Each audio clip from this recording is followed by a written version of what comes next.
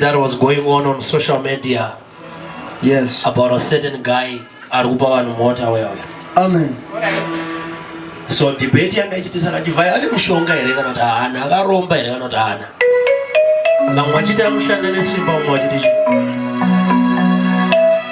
So I called one of my brothers and akati imimi munoti wechi. Kanzi imimi mfundisi ndi muno yomweya. Ndakati, can I tell you this? Inini andisuzo kupindura kuti ane mushonga kana kuti haana. But wedira ndichakuudza ndere kuti ichi. Munhu wese anopa ane secret yake. Kupa kutenga upenyu. Amen.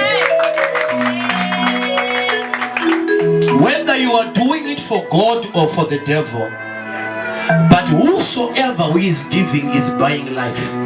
Amen. I said I know it in the Bible. Kune mukadzi wandinofarira wairuka majuzi afa. Vanhu vakatanga kuti saka toita sei. Dai amuka ticharukirwa nani majuzi edu.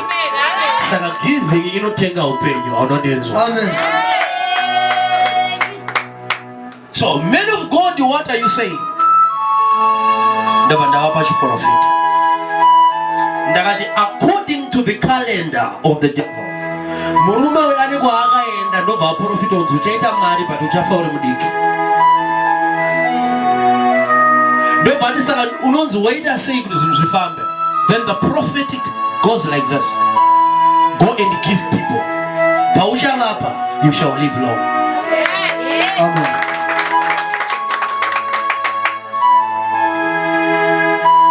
Saka kana kune vakambopiwa mota tendai Mwari. Amen. Kwasara vashomanana chete vachapiwa mota. Handisuti zvinhu zvandakaverenga ndatasei. I'm telling you what I saw. Amen. Muchazoshamisika, inzwai mashoko kunga. Muchazoshamisika kuti munhu uye wamainzwa kuti ari kupa mota. Mozonzwa kuti akabatwa nemweya akuprofita vanhu. Amen. Mark my words. Amen. Kwamuri zvoita kunge zvidumwa, zvoita kunge chii. But you will remember me one day. Thank you so much. Hallelujah. Amen. Are you in a prophetic day?